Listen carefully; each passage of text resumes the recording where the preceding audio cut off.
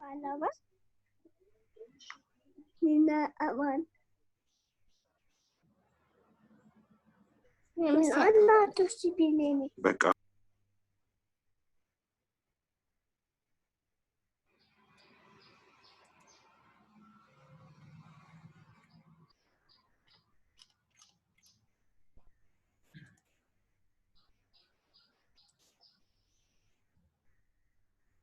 Good afternoon, gentlemen. Welcome to today's class.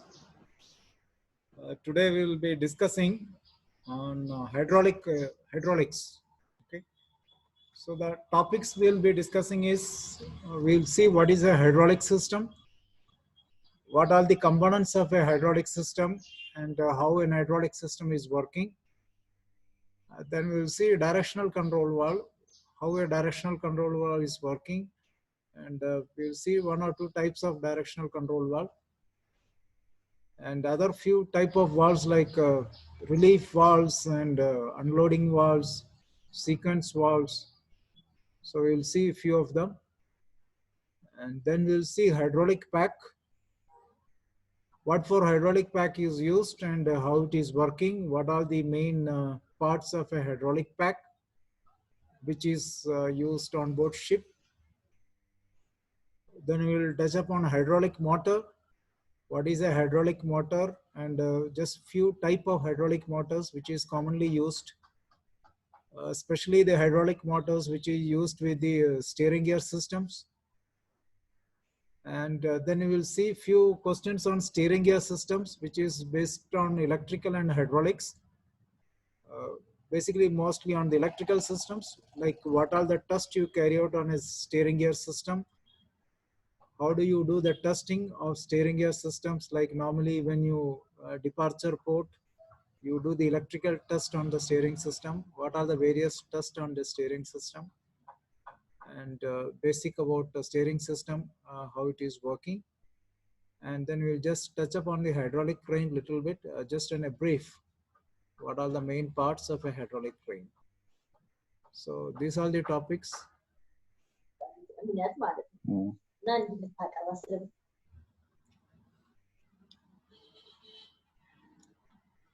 Okay, let's see the main hydraulic system components. This is from your handout.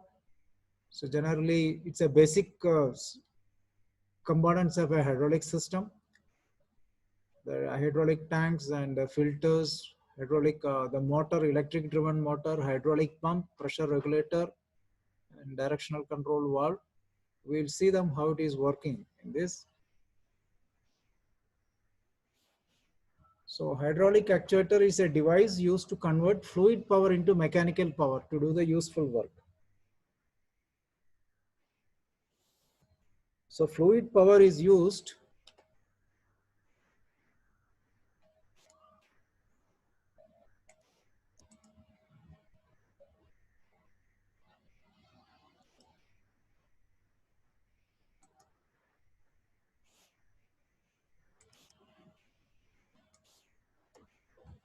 the fluid power is used to modify the flow directions, pressure and flow rate. Okay. So hydraulic actuator is a device is used to convert fluid power into mechanical power. We can say hydraulic cylinders also. You see this one, this is called the hydraulic actuator. And the actuator may be of linear type or hydraulic cylinder or rotary type. So it can be linear like a cylinder type, or it can be a rotary type also. Rotary type means which is like a hydraulic motor. We'll see how it is an hydraulic motor working and to provide a linear or rotary motions. So the hydraulic pump, this is a hydraulic pump which is driven electric motor. The hydraulic pump is used to force the fluid from the reservoir to the rest of the hydraulic circuit by converting mechanical energy into electrical energy, mechanical energy into hydraulic energy. So the valves are used to control the directions. This is the valve. So you can see here it's a 3-position valve, off, forward and return. External power supply is required for driving the pump. Okay. So before coming to this, let's see this directional control valve, because I want to explain to you this diagram on this one. So before, this is the components of a hydraulic systems. So if they ask you for examinations like explain and draw hydraulic systems, you can draw this diagram. And you can briefly explain each part of it. What is the function of direction control valve? What is cylinder and what is the function of pressure regulator? So before coming to this, we must know how this valve is working, directional control valve. So that's why I want to explain to you the directional control valve before we come to this. This directional control valve performs 3 functions basically. One is it stops the fluid flow. It will allow the fluid flow. It changes the direction of the fluid flow. So DCV, we call it as a DCV, directional control valve, 3 functions. One is stop the fluid flow, allow the fluid flow, change the direction of the fluid flow. This you must understand. So it can be used to start, stop, change direction of the flow, you can say. And these 3 functions usually operate in combinations. And the directional control valves are classified according to the number of ports and number of positions. Like actuating methods, how it is being actuated means how it is operated. See, the directional valve can be operated manually. It can be operated electrically. You will see on board ship, there are plenty of places we have this manual operated directional control valve. Also, we have electrically operated control, directional control valve. You'll find in all the ships. So the directional valves are classified according to the number of the ports and number of the positions.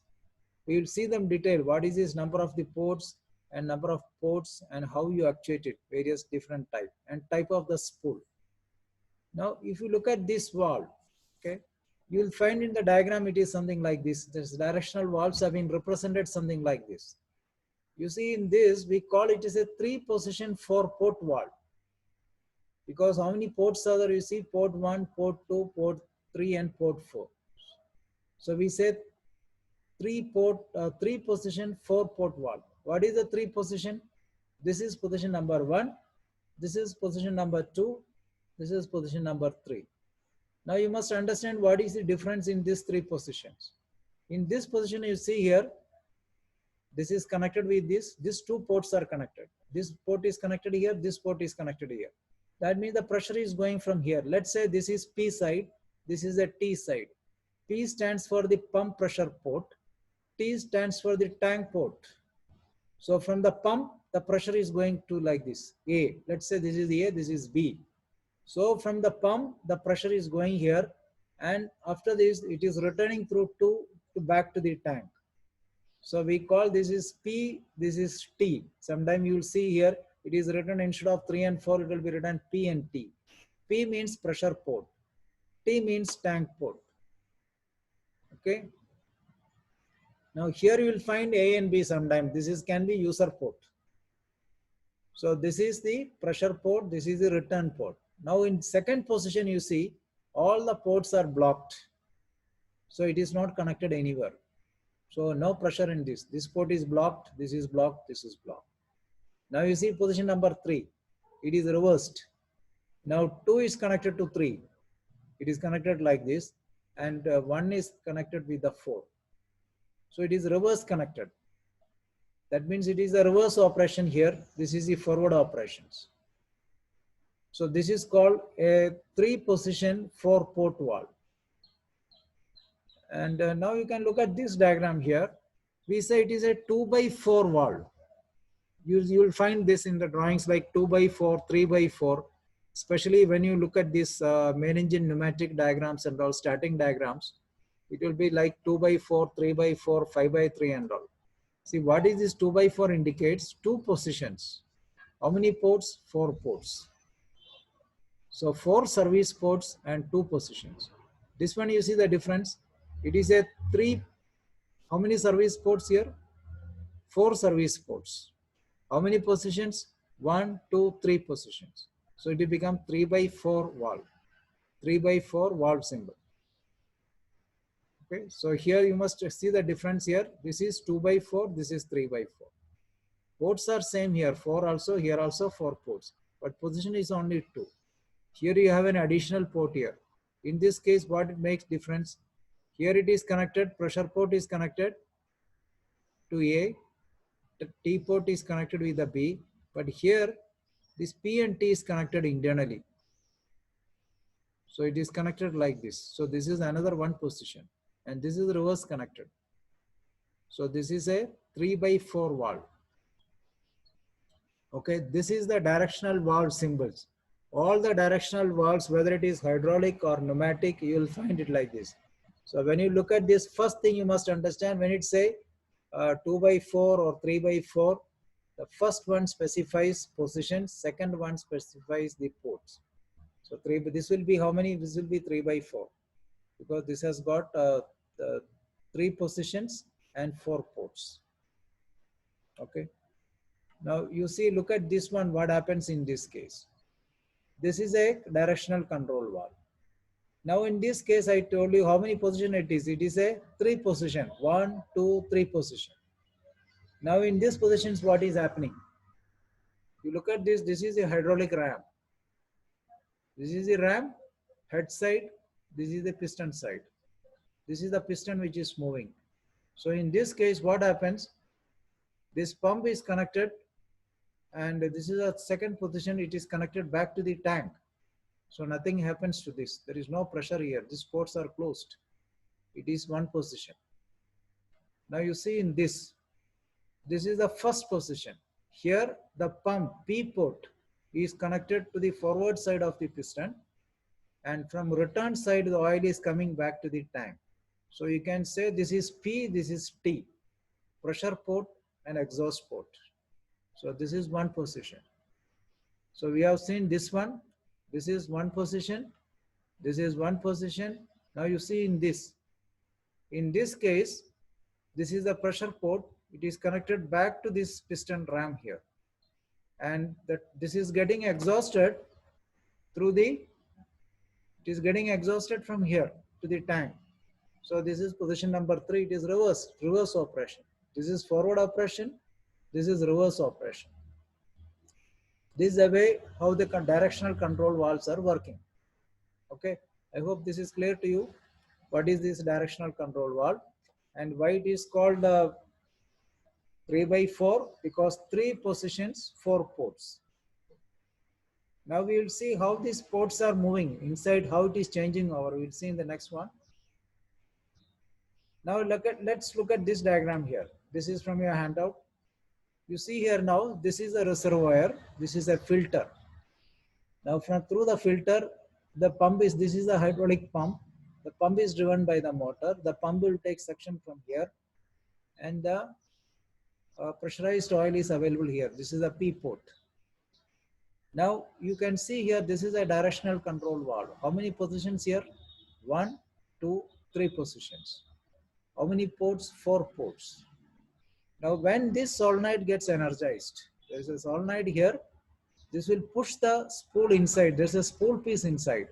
This spool will move and now there is no solenoid connected. So solenoid is not energized both sides. This solenoid will push in this way. This solenoid will push in this way. And spring is actually for returning back to the conditions. So when this gets energized, this will connect. It can connect this port, let's say this port, and this will connect this port. So one side, when this solenoid gets energized, the pressure will be connected from here through this port and it will be acted here. So this piston moves this way. And second time, this will energize, this will reverse this connection and this will become pressure port. So it will move it back to this way. This is the way how this piston is moving. This is a cylinder inside. This is called the cylinder. This is called the ram. This is called the piston. So you can see in this, you see this is a piston rod. This is called the piston. This is a piston rod. And this is called the cylinder, this outside. And you will find an air breather sometime in the hydraulic circuits. The whole function of air breather is to allow the flow of the clean air to and from the closed chamber. So this air is always changed through this air breather. You will find always air breather on top of the hydraulic tanks. The purpose is to allow for flow of the clean air to and from. Means it is in both ways, from the tank to outside and from the outside into the tank. Because this is required for such as bearing boxes, bearings operating at high speed, hydraulic power packs and all, air breather is used. So we have seen this hydraulic circuit using a directional control valve, how this piston is moving. You can explain this diagram. And this is a pressure regulator. Suppose in this case what happened, this is the pressure settings on this in the relief valve. Whenever this pressure exceeds, this will try to release this pressure back to the tank and it maintains the pressure inside. So you can say it's a pressure regulator also, or it is relieving also the pressure. When it is excessive pressure is there, it will relieve the pressure. Okay, so this is the hydraulic pump, electric motor, filter, directional control valve, cylinder unit, ram, piston, piston rod, and how it is working. This will work based on the electrical signal. Or if it can be manually operated also, it can be electrically operated also. Depend upon this energizing of this electric coil. Inside there is a spool piece. I will show you the spool piece. It will connect the ports accordingly. Okay. So what are the advantages of hydraulics? First thing is that liquid does not absorb any supplied energy. So that is first thing. And which is capable of moving at higher loads and providing much higher force due to the incompressibility. So it can be capable of moving at higher load and much higher force because it cannot be incompressed. It cannot be compressed. And hydraulic fluid is basically incompressible, leading to a minimum spring action. So when hydraulic fluid flow is stopped, the slightest motion of the load releases the pressure on the load. There is no need to bleed off pressurized air to release the pressure on the load. Highly responsive compared with the pneumatics. Supply more power than the pneumatic. Can also do many purposes at one time, like lubrication, cooling, power transmission. All this can be done at a time. So these are the advantages, general things. So you know it. Okay. Now this is what we will find inside this directional control valve. You will find a spool like this inside. Now this spool piece is the one which makes this port connecting. Here you can see here it is a T port. This means is a tank port which is exhausting the oil into the tank, and this is a pressure port where the pump output is connected here, outlet is connected here. So in this you can see here pressure to B. This is two are the user ports. A and B are the user ports. P is now connected where? Pressure is connected to B. Because of the position of this spool, now the pressure is connected to the B port. Now in this case you see the spool is moved this way. Now the pressure is connected to A. So the pressure is now connected to A. And what happened to B? B is connected in this way to the T side. So now this side is the pressure, this is the exhaust side. So what is inside this directional control valve is a spool piece. This spool piece can be moved by hand or electrically. Now you see, look at this one. This is a spool hydraulic manually operated. Like on board ship, you will find like winches and capstans and all this type of manually operated levers. What this lever is doing actually is that when you activate this lever, this spool piece is moving inside and it makes pressure port and exhaust port accordingly. So whenever you want to turn it in, let's say in the forward directions or reverse directions, you operate this handle, and it is a manually operated DCV in this case. There is no electrical connections here. It is manually operated. But if you look at these ballast control valves on board ship, okay, ballast control valves are normally inside the, some of them are in the engine room, some of them are in the keel deck or sometime in down somewhere. You cannot access these ballast control valves directly. They are operated from the cargo control room. So how they operate? They has to be remotely operated. For remote operations, you need this solenoid coils, electrically operated solenoid coils, which will operate these ballast valves. So all the ballast valves have got this type of solenoids, electrically operated and mechanically operated. So this is a mechanical actuation of a DCV. So what is inside is the spool piece. Here you can see it's a solenoid operated directional control valve. So what it makes the difference is that here you got a coil here. Normally these coils are supplied around 12 volt DC. These are DC operated coils here.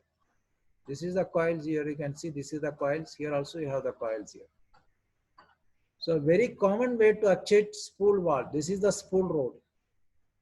This spool rod, when it moves, it makes the ports. This is a user port. This is a user port, tank port, pressure port, tank port. So common way to actuate a spool valve is by using a solenoid. When the electric coil is energized, when this coil is energized, it creates a magnetic force and pulls this armature into the coil. So when it pulls this armature, this causes the armature to push the spool rod to move the spool of the valve. And the advantage of solenoid lies with its less switching time. It can operate faster. And on board ship, normally you will find this type of electrically operated solenoid valves. Also, they have an extension here. You can see here, because sometimes what happens, you can manually also push this spool piece and see whether the valve is working or not. As I told you, it is always a 12 volt DC supply here. So if you find this type of valves are not operating, there is a connection here, there is a connection here, there is a connection here. You can check with a multimeter that whether the supply is available or not here. And it is always only that this will get activated or this will get activated, not both of them at a time. because this supply is coming through a relay circuit. So whenever, let's say in the cargo control room, when you press open push button, only one side coil gets energized. This will not get energized. If this is also getting energized, means the spool will not move. So that means there is something wrong with the relay. The electrical relay which is changing over this open and close, there is some problem.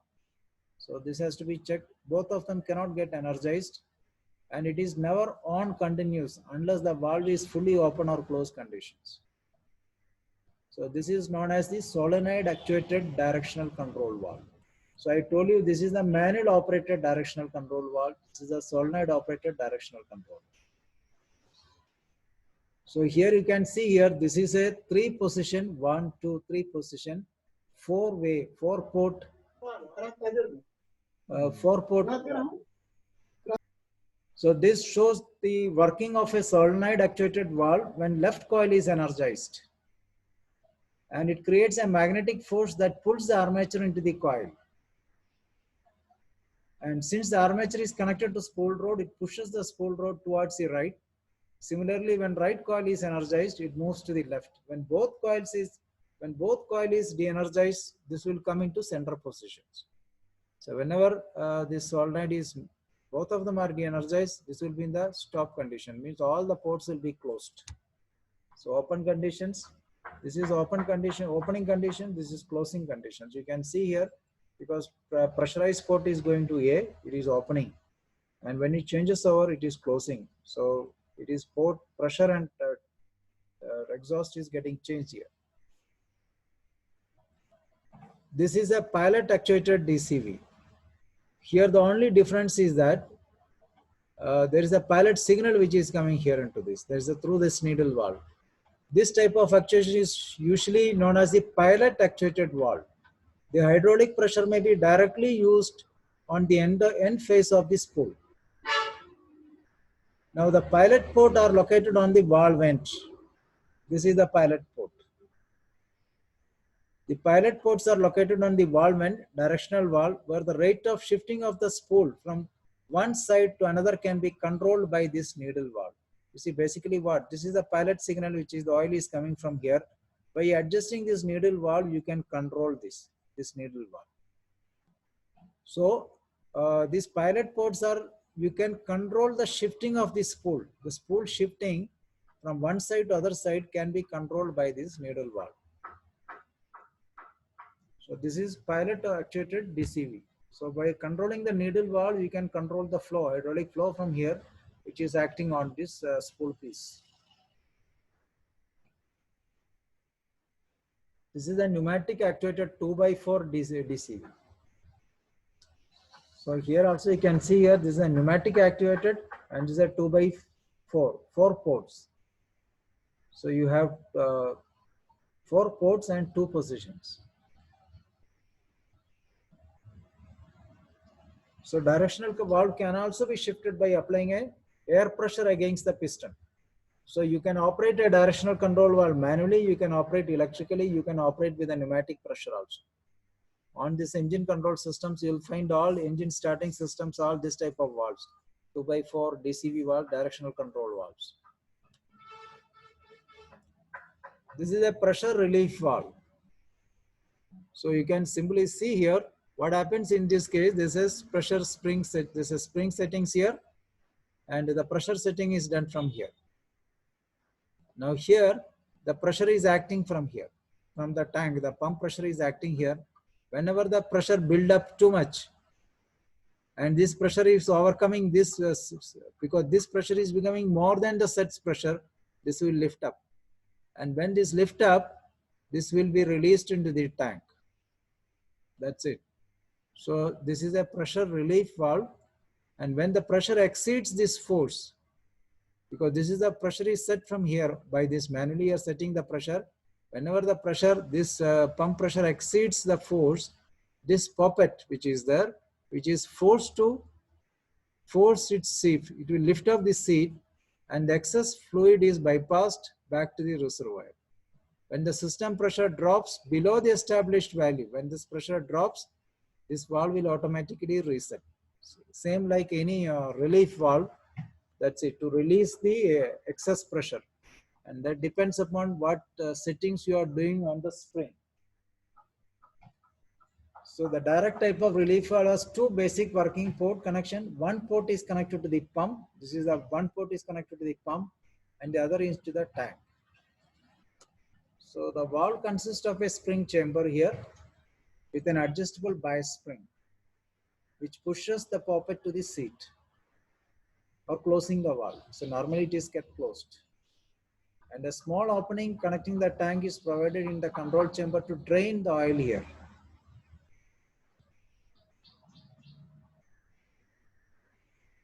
You can see here, this is for the draining these ones. So system pressure opposes the poppet, which is held on its seats by adjustable spring. So the adjustable spring is set to limit the maximum pressure that can be attained with the system. The poppet is held in the position by the spring force plus the dead weight of the spool. So when this pressure exceeds more than the set pressure, this will lift up and it will be released to the tank. The another one is called the unloading valve. You see here, unloading valve, the difference is that it has got a pilot pressure signal which is coming from here. This is a pilot signal which is coming here. And unloading valve is used to permit a pump to operate at minimum load. Unloading means it is offloading, that's it. So unloading valve is normally closed valve. Normally it is closed. And it operates on the principle that the pump delivery is diverted into tank. The pump delivery is diverted into tank. This is the pump pressure which is acting here, and this is going to the tank here. The valve is held open by the pilot pressure until the pump delivery is again needed by the circuit.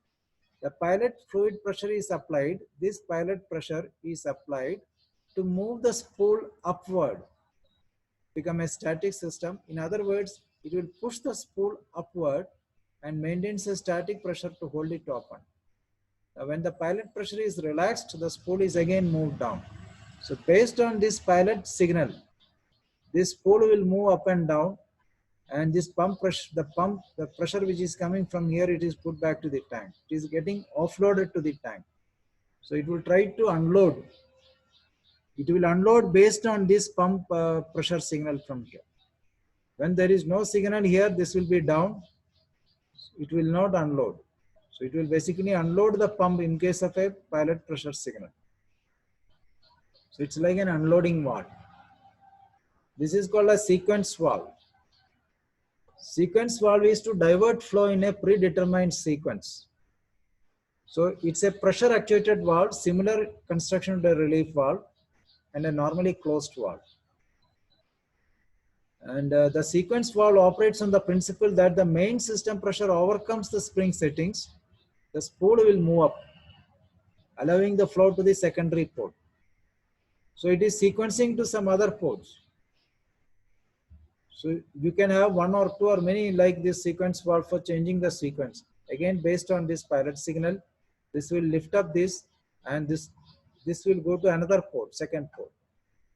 So sequence valve may be direct or remote pilot operated. Wherever it is used, basically if you have two operations to be performed.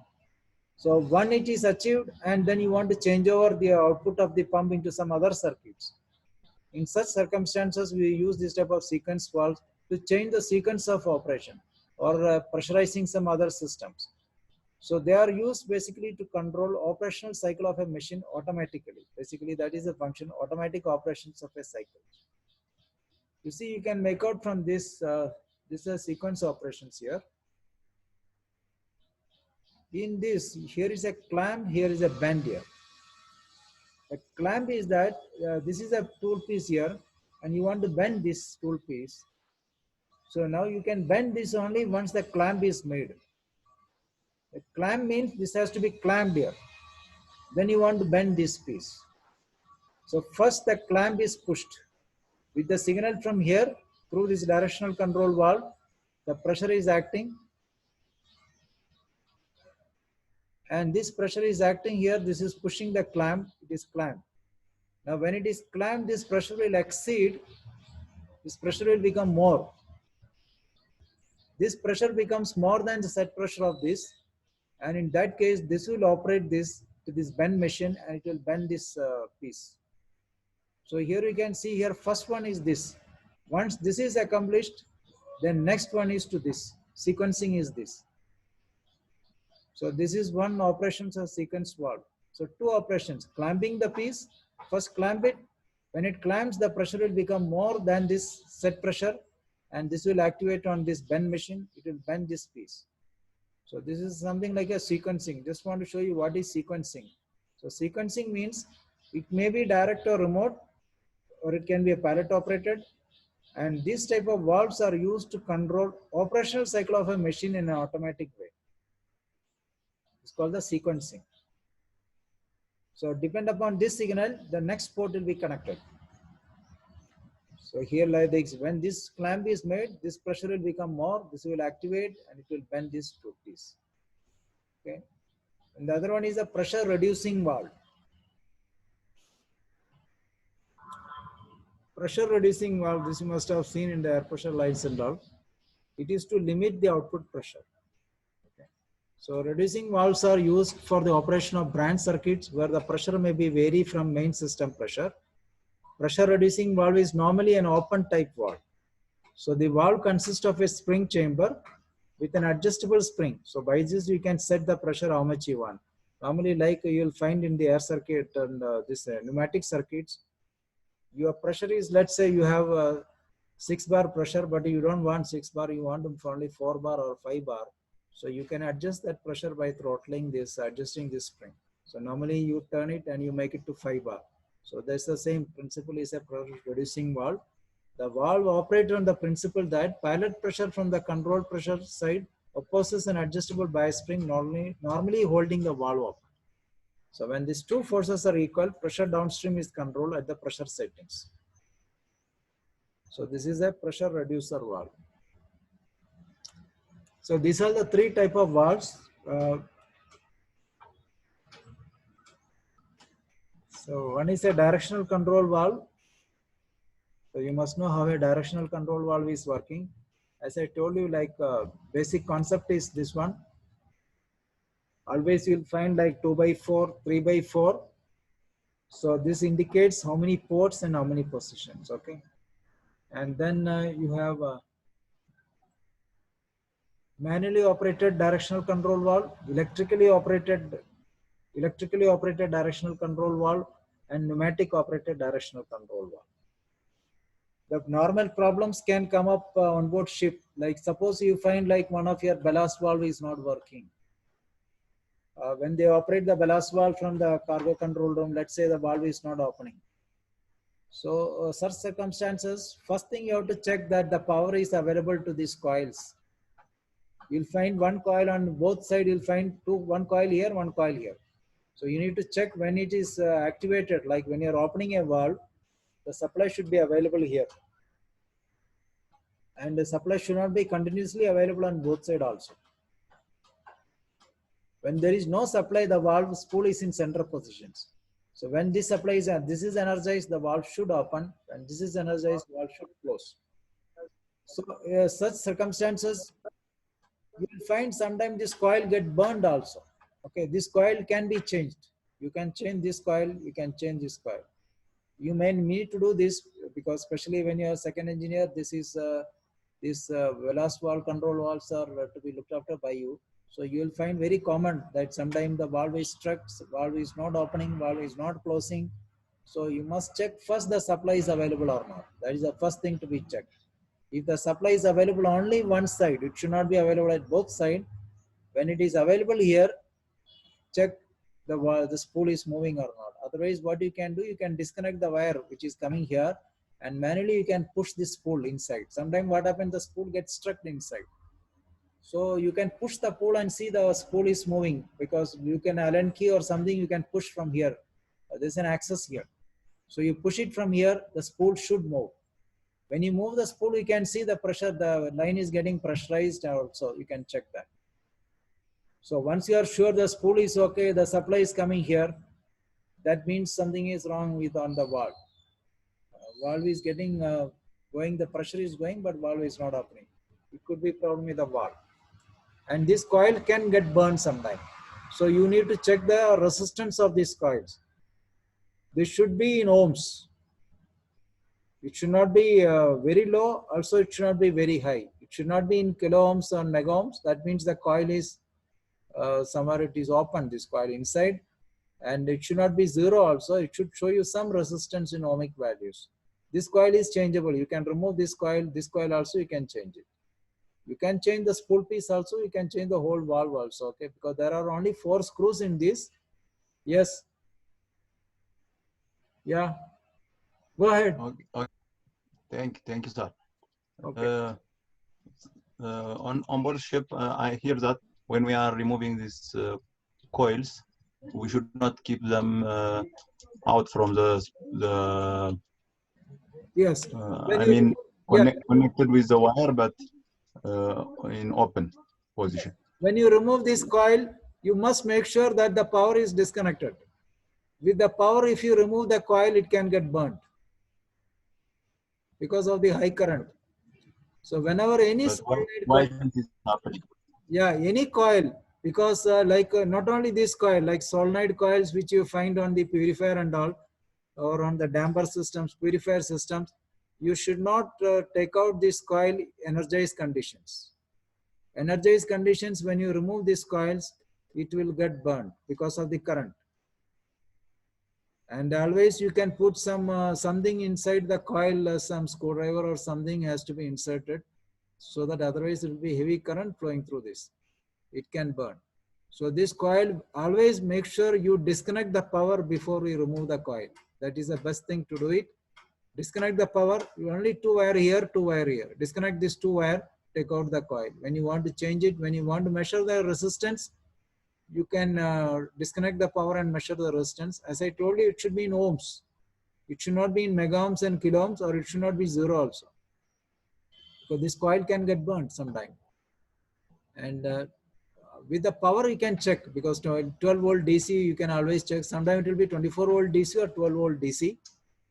Most of them are 12 volt DCs. So this you can check with the multimeter, the power is available or not. So you also ensure that both of them are not powered up at the same time. Only one should be powered. That means it should move the spool piece inside. So if you want to check the spool piece, you can disconnect the power and move the spool piece by hand and see it is free to move. And also see the output port and this P and this ports A and B. One of them should be pressurized always, and one of them should be exhaust port. Okay, this is about this. Then this pressure relief valve, and relief valve, I told you, this is to just release the tank pressure. In case when the tank pressure goes high, this will lift up and release the pressure into the tank. Then unloading valve is to change the sequence of unload the, means in case of it is overloaded, so it will unload into this. So it is used again based on this pilot pressure signal. Then sequence valve is to change the operations, one operations to another one. This you have seen. Okay. And reducing valve, we have seen it. It is again to reduce the pressure. By setting on the springs, you can reduce the pressure, what pressure you want. Then comes the hydraulic pack. Hydraulic packs are there on board all the ships. The whole purpose of the hydraulic pack is for hydraulic operating things. It can be like some valves, winches, mooring winches. All this purpose we are using hydraulic pack. It is a power pack, like a hydraulic pack. It is made up of a frame upon which 2 electric motors driven pumps are flexibly mounted. So always you will find 2 motors on this, and it is building up a hydraulic pressure. This hydraulic pressure can be used for various purposes. That's it. And what are the things you will find on a hydraulic pack? A reservoir oil tank of approximate capacities. So you'll have a tank in this. Normally you find a bottom of a tank, and there is a pump which is inside, and there's a motor we can see from the top side. You can see the 2 motors. Only one motor is always running, one will be a standby motor. So reservoir oil tank of appropriate capacities provides oil supply for the pumps. The tank is fitted with the suction strainers. That is only normal strainers. and suction isolating valves and a level gauge and a vent. Pressure switches is used to provide automatic stop and start of these pumps. Because why we need these pressure switches, this hydraulic pack on top, you'll find two pumps. It will be running and it will be making some pressure, let's say a 10 bar pressure. Whenever the pressure drops, the pump will again start maintaining 10 bar pressure. So that is why the pressure switches are there. And pressure unloading valve would be able to, would enable the pump to run continuously. So both these methods require a changing pressure to occur in order that they operate. And hand pump is provided in addition to electric pumps and discharged through non-return valves. A hand pump is also provided because you need hydraulic pressure. So suppose your hydraulic pack is not working, you can use a portable pump also to open some valves and all. And in addition, you will find an accumulator. Accumulator is actually to damp out the pressure fluctuations, to make that pressure constant, because always when there were load requirements, the pressure will drop. To maintain that pressure, you need an accumulator which is pressurized. Accumulator, normally you'll find inside the accumulator, there can be some pressurized gas inside and some balloons are there which is always maintaining a pressure, constant pressure. Basically to damp out the pressure fluctuations. So this is a hydraulic pack. You can see generalized diagram. Here is shown only one pump. Okay, this is the tank. Now this pump is taking suction from the tank, and this pressure is going from here through the filter. Then it is going for various purpose, this pressure. This is the inlet side. So this is the return side. From the return is coming through this, through the filter, and it is coming back here. So this is the return line. This is the pressurized line. Here you can see here there are some temperature indications, some pressure switch indications, all this here. And this is a relief valve here. So this is a hydraulic power pack. It's only showing one pump. Normally you'll find always two pumps on this. Now where it is used, one ship, this is some ship. You see this hydraulic pack is here. From the hydraulic pack, this pressure is coming like this. This hydraulic pressure is used for various purposes. It can be used for various valve operations. It can be used for winches. It can be used for mooring winch, windlass, and all these operations you can use this hydraulic pressure. So this whole thing is called the hydraulic power pack.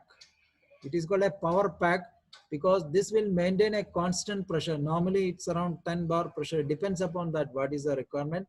So this will maintain a constant hydraulic pressure. And this hydraulic pressure can be used for various purposes. As I told you, like mooring winch, windlass, and opening of some valves. Even you can opening for the bulk carriers and all, for opening the hatch covers also. Sometimes it can be used. So sometimes they have got a separate hydraulic pack, but it can be used. So this hydraulic pressure can be used for various purposes. And this pressure has to be constant. Because what happens, suppose you are operating a mooring winch with this hydraulic pressure, there will be a pressure fluctuation. For that reasons, they use an accumulator, which is also fitted at this side. It's not shown here. An accumulator is a pressurized, like a cylinder like. So it will try to damp out any pressure fluctuations when some load is operating. So it will maintain this 10 bar pressure constant. Okay, so this is a hydraulic power pack. In addition to hydraulic power pack, we have portable hydraulic pumps. Suppose you want to open a valve on the deck, hydraulic valve, like suppose it's not operating with the hydraulic pressure or something with the hydraulic pack, then you can use a portable hydraulic pump to open this valve. So this is known as hydraulic power pack. It maintains a constant pressure here. It will maintain a constant pressure here. Pressure fluctuation is damped out by using accumulators.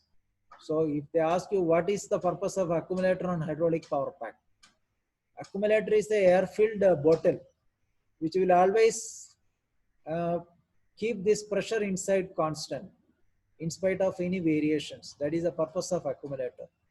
I think I did not show you this diagram of the accumulator. It is in your handout.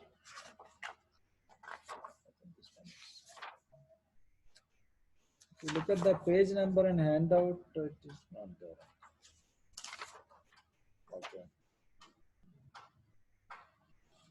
I'll see you in next class. I'll show you one accumulator, how an accumulator looks like, how it is working. Accumulator is like a cylindrical shaped one, which is always at the side of the hydraulic power pack.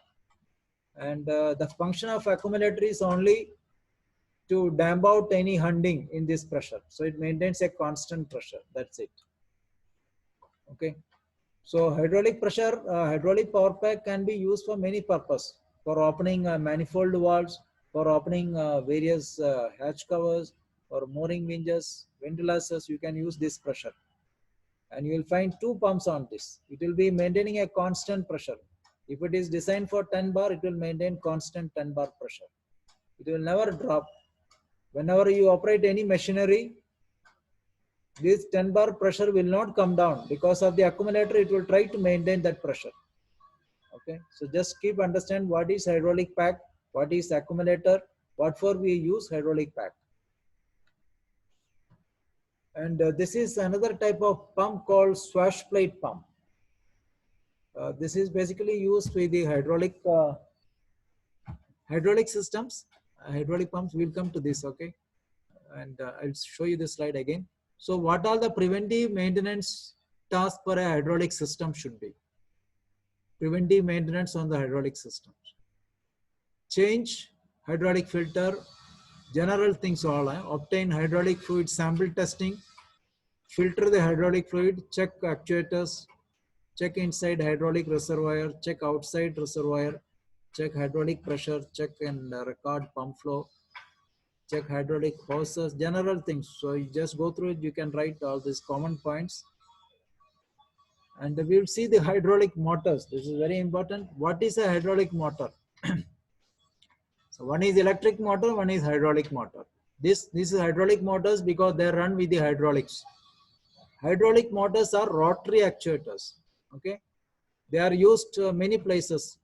Rotary actuators that convert hydraulic or fluid energy into mechanical energy. Basically, you will find three types of these hydraulic motors. It can be fixed or variable displacement and either bidirectional or unidirectional. So fixed displacement motors drive a load at constant speed while a constant input flow is provided. Variable displacement motors are very variable flow rates, changing the displacement. Okay. These hydraulic pumps, you'll find the symbols like this. This is hydraulic pump. This is a bidirectional pump, and this is also a hydraulic pump with a tilt lever like this. So basic symbol of hydraulic pump is actually quite simple. It starts with a standard circle, and this is a bidirectional pump. Here it means the second pump is not much different from the first, with the exemption that second black direction triangle, this one, which will tell us that the pump can expel fluid from what would otherwise would be a suction port. So it can expel fluid also in two ways. This is only one way. This is two way. And this is a variable displacement pump. Unidirectional hydraulic pump, it includes a variable arrow, this arrow. And by varying this position of this arrow, you can vary the output pressure here. This is the logic, the symbol of this, okay? Now, hydraulic motors or hydraulic pumps, we call hydraulic motors because it's working like a motor. This is a geared type hydraulic motor. It's a geared type. Now here you look at this, there are two gears in this one and this one. Both gears have the same tooth form, are driven by a pressure fluid. One gear is connected to the output shaft. So one is connected with the motor shaft, output shaft, and the other is ideal. The pressure fluid enters the housing from here. The pressure will enter, the fluid will enter from here. It will come out from here. So this one is driven by the motor and it will pressurize this. So this is called a geared motor. Okay, it forces the gears to rotate and follows the path of the least resistance around the periphery of the housing The fluid will exist at a low pressure at the opposite side of the motor. So this is a hydraulic motor, gear type motor. This one is called a swash type motor, swash plate. Now what is a swash plate? You see, this is called the swash plate. This one is the swash plate. Okay, this plate will determine, this plate angle will determine the motor displacement. So in the variable model, the swash plate is mounted in a swing yoke, and the angle can be changed by various means, ranging from a simple lever or a hand lever. Now this angle can change, this swash plate angle can change. Depend upon the change of this plate. You see now, this is an inlet port. The oil is coming from here, and position of this swash plate, when it moves like this will pressurize from here. So you get a pressurized hydraulic oil going from here. It will suck inside because this, you see, this one has moved, the swash plate has moved in this way. When the swash plate has moved in this way towards the right side of you, it has taken the oil inside. And then when it moved this way, it has pushed the oil outside. It is very fast operations. So now this is the drive shaft. So by increasing the swash plate angle, this is the swash plate, this one. By increasing the swash plate angle, the torque capacity, by increasing the swash plate angle, increases the torque capacity but reduces the drive shaft speed. By reducing the angle, reduces the torque capacity but increases the drive shaft speed. So position, based on this position of the swash plate, your output pressure it is giving, pressure is also varied here, swash plate. So by varying the swash plate, you vary the output pressure. Whenever the swash plate is going towards right side, it will suck the oil from here inside, and then swash plate comes back, these pistons are pushed here, and this output is, means the output port is connected here. So depend upon this position, you know, the pistons are moving like this, to and fro like this. So it creates suction, it creates a discharge. So this is a hydraulic motor using a swash plate. This is called swash plate, and this is moving. The angle of the swash plate will determine the pressure. And in this case, it's a gear type. This is a variable displacement type. This is also variable displacement type. This is the position of these pistons here. So a common variable displacement pump used in vehicle technology is also axial piston pump. So it's a variable displacement piston type pump. This is the pistons which is moving. Okay. So the other one is called the proportional valve. This type of proportional valves, it is a directional control valve which will produce a full flow when energized. You see, I was telling you about these coils here. You see, it is a 4x3. 4x3 means 4 ports, 3 positions. Is it? 4 ports, 3 positions. How many? Yeah, 3 positions and 4 ports. You see inside this is the exhaust port, user port, pressure port. This is the spool piece, and this is the electric supply what you are giving to the coil. When this coil is getting energized, this will pull this, and the pressure port will be connected here. When this gets energized, it will pull the spool this side, and it connected B to A, or and it's in the drain side, so it is reverse connected. So proportional control valves or electronic regulators can control compressed air, gas, liquid, and vacuum. So this is called the proportional valves. Okay. We studied LVDTs. If you remember, LVDT is a linear voltage differential transformer. If you remember, so LVDT, you can see this. They are connected an LVDT here, and this is a proportional valve. How many position proportional valve it is? How many ports? 1, 2, 3, 4 ports. How many position? 1, 2, 3 positions. So it is a 4-port, 3-position proportional valve. This LVDT compares the input signal with the spool positions and modifies the voltage to give the same spool position regardless of the system changes. So LVDT can be used to control this spool movement inside. Linear voltage differential transformer. These LVDTs are used in the steering systems. I'll show you one steering system. In that you can see this. Okay. So this we have finished with this proportional valve. Hope you understood what is a proportional valve. 4x3 valve, 4 ports, 3 positions. What is the function of this electrical? This is solenoid operated proportional valve. I told you it can be manually operated, solenoid operated, pneumatic operated. This is solenoid operated. These coils you can, there is a one screw on top here, here also you can remove the screws, you can remove this black portion out. So the power can be disconnected. No need to disconnect any wire. It will come out totally from here. As I told you, these two coils should not be energized same time. When there is no power on these two coils, this is in center position, the spool. Whenever this gets energized, the spool will move in this way, and this gets energized, spool will move in this way. You will find this type of valves, solenoid operated directional control valves, especially on the Velas control systems. Okay. Steering gear test, we will see what are the electrical tests what you carry out on the steering gear systems. Also just a brief idea about this, how it is working.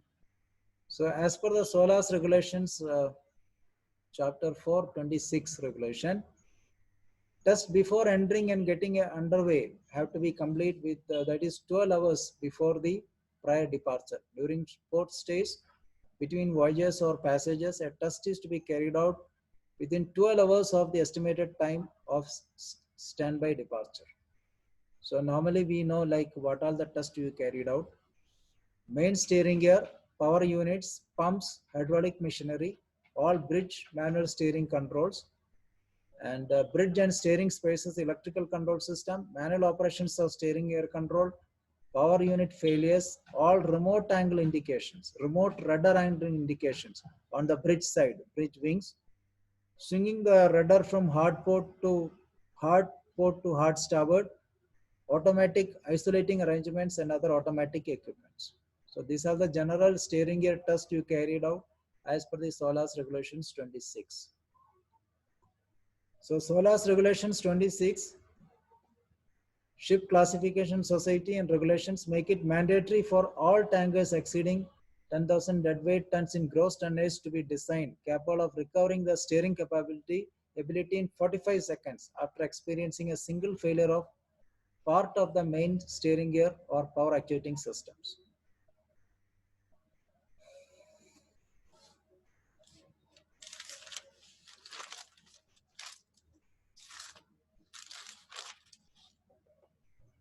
Then first we'll see, before these automatic isolations, let's see this one. What are the general tests you do it? One is remote angle rudder angle indications. This we check on the bridge. Rudder angle indications coinciding with the rudder indications on the steering gear, it should match. Second thing, the time taken to move from hard port to hard starboard, it should be 28 seconds. Then also we check the auto isolation system. We'll see how this is being tested. And you have to check some electrical alarms. One is a low level tank alarms. So this is inside the steering gear room. You have two alarms in this, low level and low level. So when you press the low level alarms, you should get alarm in the bridge as well as in the engine control room. Then when you open the starter panel on the steering gear, you have to do 3 tests in this. One is called no volt alarm. Okay. So no volt alarm, this has to be tested through the steering panel. That means when you switch off the power, you should get a no volt alarm. No volt alarm. This alarm should come in the engine control room and the bridge. And then you have a phase failure alarm. So this is a simulation alarm. When you open the steering gear starter panel, you will find a switch inside, a simulation switch. All the starter panel, you will find this phase failure switch. If you activate this phase failure switch, you will get a phase failure alarm. The whole purpose is that the 3 phase, when one of the phase fails, you must get an alarm. That is, this type of alarm is used for that phase failure alarm. Overload alarm, this also you can change the overload settings and it can simulate the alarm. So these three alarms, no volt alarm, phase failure alarm, overload alarm is simulated on the starter panel. Okay, just remember this in case of Viva questions. What are the alarms you carry out on the steering gear? No volt alarm, phase failure alarm, overload alarm on the starter panel, low level and low level alarms on the hydraulic tank. And this we will see auto isolations, okay.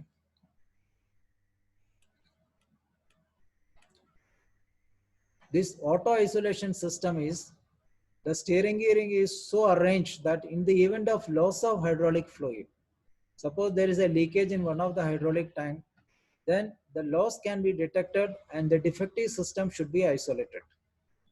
The defective system should be isolated within 45 seconds so that other actuating system will be fully operational at the 50% of the torque remained. Okay.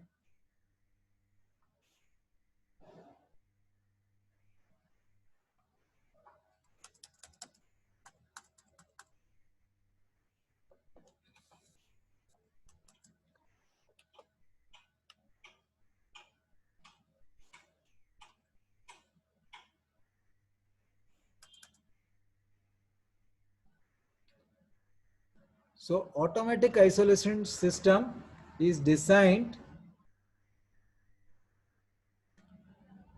and manufactured in accordance with the requirements and classification society and SOLAS.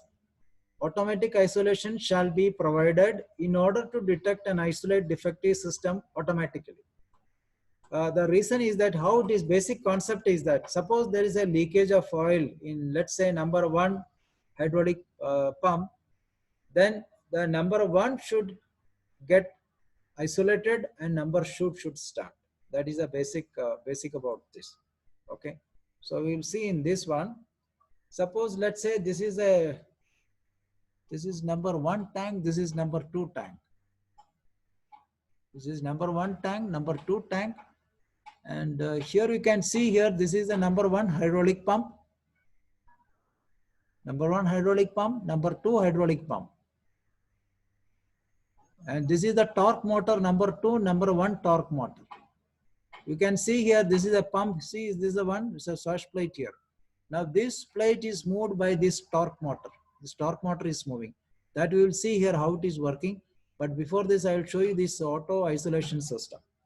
Let's say this pump is running now. This pump is running, number 1 is running. Suppose number 1 is running and you get an alarm, low level alarm. This low level alarm and low level alarm switches are on top of this. Here you can see there is a pressure switch here. There's a pressure switch, there's a level switch on top of this.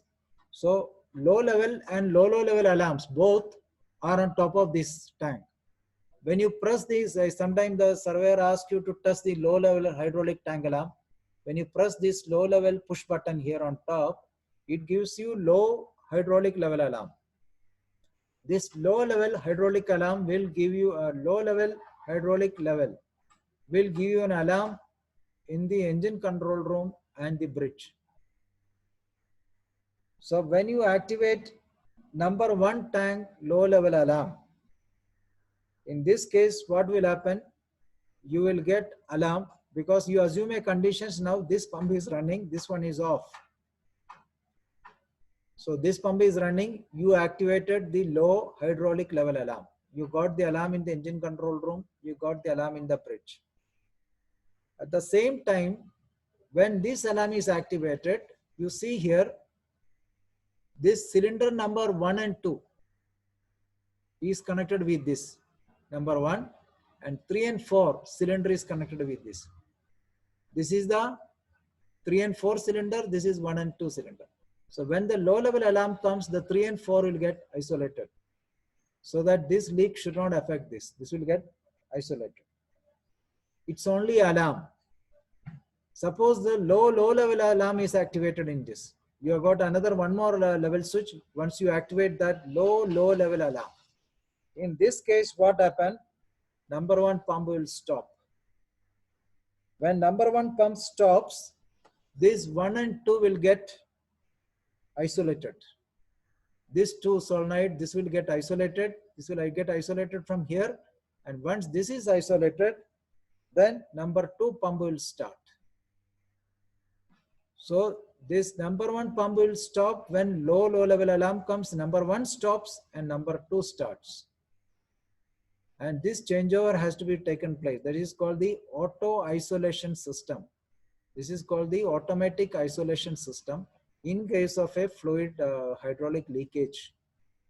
Hope you understood this. What will happen in case of low level hydraulic alarm? It's only alarm, and 3 and 4 will get isolated. 3 and 4 is connected with this. This is getting isolated from here.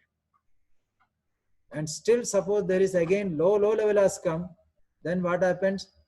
This will change over this, and this pump will start, and this pump will stop.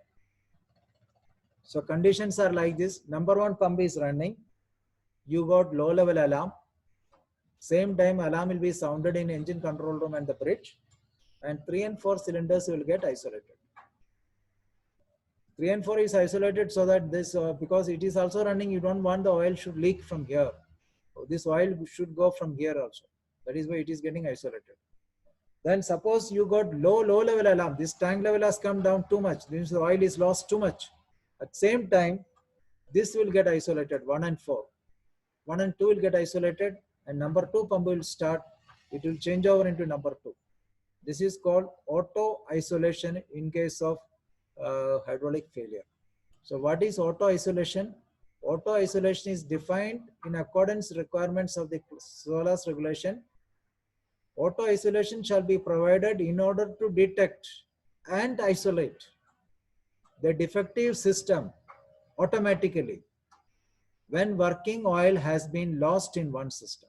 So whenever you lose oil in one system, auto isolation system will activate, and it will isolate the system where the oil leak has taken place. So number 1 has got low level, means oil is leaked from number 1. Number 1 will be isolated, number 2 will be started. This changeover time is 45 seconds, you should change over. So the steering gear is so arranged that in the event of loss of hydraulic fluid in one system, the loss can be detected and defective system is automatically isolated in 45 seconds. So automatically the number 1 will be isolated in 45 seconds and number 2 will be started, but the torque is 50% torque remain. Okay, that means this 2 will be isolated on the only this number 2 is running 50% torque. This is the tiller, this is the ramps. Okay, this is the way how it is working. Now in this diagram you can see here how the signals are coming here. Now see here, this is an LVDT here, you can see on this, there is an LVDT here. The signal of the order of the rudder angle. Now suppose the rudder angle, you can see this is a hydraulic pump, this is a swash plate. Now this swash plate is the one which will decide the pressure should be applied which side, depend upon the position of the swash plate.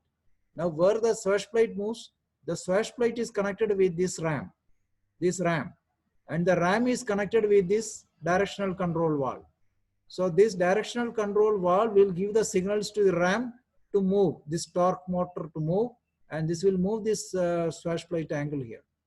Depend upon this pressure will be changed, pressure or exhaust side. And this is the cylinder which will move the rudder limiter, and the rudder moves, the tiller is down here. So the signal of order rudder angle. Okay, now we are giving, let's say in the bridge, when they give a rudder angle to say 20 degrees or 30 degrees to the port side, the signal of the rudder angle is compared with the feedback signal of the actual rudder angle at the steering stand, and the deviation signal is transformed into a pump control signal in the control box. So by this signal, the torque motor is driven, and the hydraulic pump, the torque motor is driven, and the hydraulic pump is tilted. This is the tilt lever, and this movement of this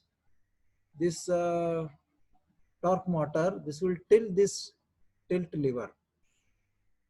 Now the oil is consequently discharged from the hydraulic pump applied to the hydraulic cylinder, and the tiller will be rotated through the ram and ram pin.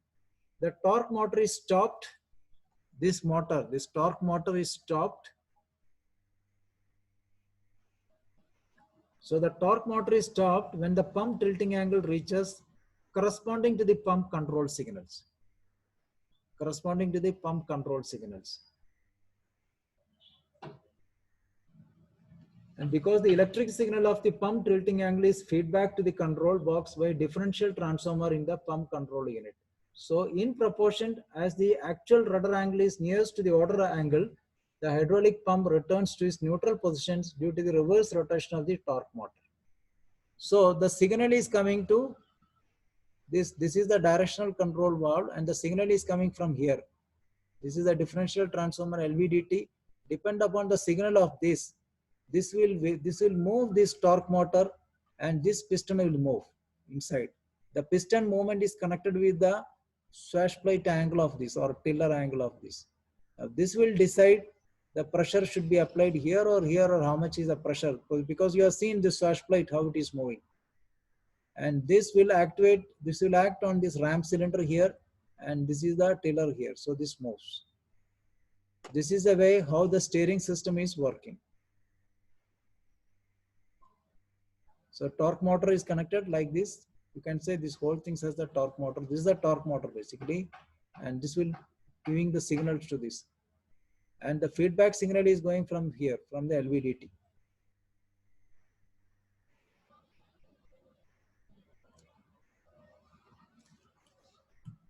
Hope this one is clear. What is auto isolation test? So generally what we do is, first thing is we check steering gear systems, remote rudder angle indications. This we are checking on the port and wings, port wing and starboard wing. What is the rudder indications corresponding with the steering stand indication? Then you will see time taken to move hard port and hard starboard. It should be within 28 seconds. This we are doing it in the steering gear room, including when you do the manual steering test. Then auto isolation test is done with, I told you auto isolation test is done with this test push button here. There are two level switches, one low level switch and low level switch. So when you press the low level switch, you get an alarm. When you press the low level switch, the one which is running, you should change over into the other one. That means auto isolation. Auto isolation of the one which is having a leakage, that should be isolated. That time is 45 seconds from number 1 to 2 or 2 to 1, whichever it is. Then electrical alarms, I told you, these are the 4 alarms. One is a low tank level alarms, no volt alarm. You have to switch off this breaker and get the alarm. This alarm should come. Phase failure means one of the 3 phase, one phase fails. You get alarm, overload alarm. So these are the general steering gear test which you carry out on the steering gear systems. Okay, so there is one small one on this crane, because most of the ships we have crane. And you look at this crane, we have 3 motions in this. Yes? Yeah, go ahead. Sir.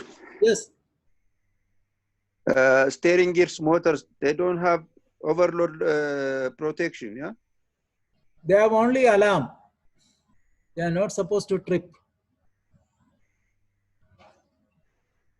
Okay, sir. Thank So you. you can simulate the alarm from the starter panel. This starter panel on the overload, you have got a touch button in this. You can simulate this. This is a simulation. This is a simulation. This you need to switch off and the breaker, then you should get this alarm. So these 2 are simulation alarms. Overload trip is not there.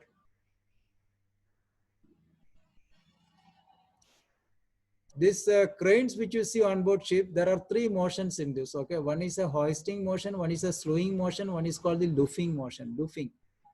Loofing means it's a hydraulic cylinder here. Slewing is also hydraulic motor. This is a hydraulic cylinder. This is a hoisting is also a hydraulic cylinder. So generally, if you look at this diagram, this is a generalized crane diagram. Slewing motor, loofing motor, hoisting. These 2 are the hydraulic pumps. And this is a cylinder inside. So you can see here, these all directional control valves. Depend upon the positions, you can see hoisting, loofing, and slewing. So underneath the crane, you'll find basically a storage tank and a unidirectional pump and a relief valve. So any crane, if you see bottom part, you'll find the pump and the storage tank. And the slewing part, you have a pressure regulating valve to control the load on the motor, and a flow regulator to control speed of operations, manually operated directional valve to control the direction of motor run. So slewing operations, you'll find a directional control valve, and looping also you'll find a directional control valve. So you can see here, these are the directional control valve. As I told you, slewing means it is rotating, and looping means it is the arm is called the jib. This is called the jib. Okay, this part is called the jib, and this is the looping operations, means the jib is it's moving up and down. And this is the hoisting, and this is the slow motion. These are all hydraulic pumps. So this is also a hydraulic pump. This is also hydraulic motor. This is a cylinder inside. So this one, and in this there are only 2 questions from this chapter, basically like sketch and explain hydraulic system using symbols. Okay, for this you can draw this circuit and explain this one. This circuit, you can explain what are the components of a hydraulic system. So when you explain, you must explain what is a directional control valve. How many, this directional control valve is supposed to be 4 ports, 3-way valve. How it is working, manually operated DCVs, solenoid operated DCVs, and pneumatic operated DCVs, and function of this cylinder, function of this regulator. So this is good enough. You can draw this diagram and explain what is the sketch and explain components of a hydraulic system. And then another one question is about this pressure relief valve. So far this is not asked, but anyway, just to know what is a pressure relief valve. You don't have to draw this, you can draw the symbol of this one. Just explain what is a pressure relief valve. Also unloading valve and sequence valve. Okay, what is the function of a hydraulic pack? It's very important. What is hydraulic pack? Why we need an accumulator on a hydraulic pack?